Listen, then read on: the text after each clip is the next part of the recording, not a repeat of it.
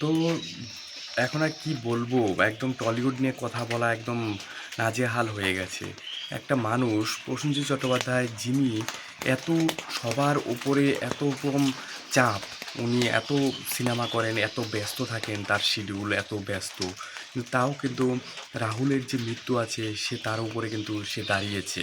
সে কোনোভাবেই ভাবেনি যে আমি এটা কোনো বিজনেস পারপাস বা এটা কোনো মানে সিনেমার প্রমোশন বা যে কোনো কারণে করব। কিন্তু অনেক অনেক লোক আছে যারা সোশ্যাল মিডিয়া আছে, তারা ভিডিও করে, মানে বেকারত্ব এমন জায়গায় পৌঁছে গেছে। আমি এই ভিডিওটা করতে বাধ্য হলাম যে ভিউজের জন্যে বা আর্নিংয়ের জন্যে লোকজন প্রসেনজিৎ চট্টোপাধ্যায়কে বলছে যে এগুলো যে করছে সে সিম্প্যাথি পাওয়ার জন্যে বা তার প্রমোশন বা তার কেরিয়ারকে মানে এখন মানে টিআরপির মধ্যে থাকবে সেই জন্যে।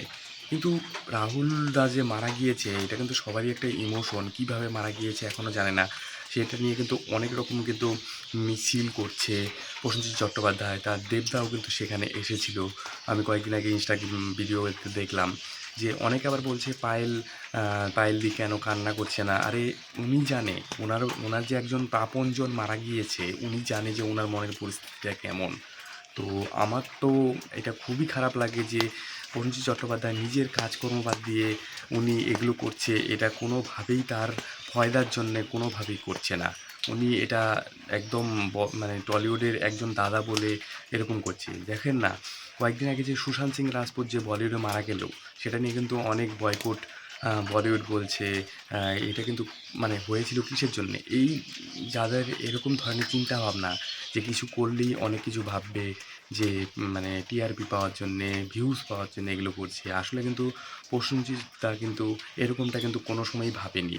প্রসেনজিৎ দা কিন্তু নিজের মতো করে যে আমাদের ফ্যামিলির একজন, আমাদের টলির একজন, আমাদের পরিবারের একজন মারা গিয়েছে, তার পিছনে আমি দাঁড়াবো। সে কিসের জন্য মারা গিয়েছে এখনও জানা যায়নি। সেই জন্যে পুলিশ কেস করা হয়েছে। কিন্তু সে তাদের কাছ থেকে শুনতে চাইছে যে যার যে সিরিয়ালে কাজ করতো সেই প্রডিউসার, সেই ডিরেক্টরের কাছে শুনতে চাইছি যে কিসের জন্য মারা গিয়েছে রাহুল দাস, সেটা কিন্তু এখনও প্রপারভাবে জানানো হয়নি। সেই জন্য কিন্তু প্রসেনজিৎ দা কিন্তু অনেক রকম খাটাখাটনি করছে। কিন্তু কিছু কিছু ব্যক্তি কিন্তু তারা বলছে যে এটা তার ভিউজের জন্য, তার মানে লাভের জন্য করছে, কিন্তু এরকমটা তো কিন্তু কোনোভাবেই না। তো আমার তো খুবই খারাপ লাগে এইসব ব্যাপারটা, কারণ দাদার মতো হয়ে এই কাজটা করছে। সে তাকে এত বড় একটা খারাপ একটা কথা বলা, যে ধান্দাবাজ, এরকম একটা কথা বলা প্রসেনজিৎ দাকে, সেটা কিন্তু আমার কিন্তু মনে হয় না। তো আপনাদের কী মনে হয় অবশ্যই কমেন্টে লিখবেন। ভিডিওটা ভালো লাগলে লাইক কমেন্ট শেয়ার করবেন, অবশ্যই সাবস্ক্রাইব করবেন, শেয়ার করবেন যাতে সবাই এই আপডেটটা জানতে পারে, সবাই এই ব্যাপারটা বুঝতে পারছে প্রসেনজিৎ চট্টোপাধ্যায় খুবই ভালো একটা কাজ করছে। তো আজ পর্যন্ত এখানেই। জয় হিন্দ, বন্দে মাতরম।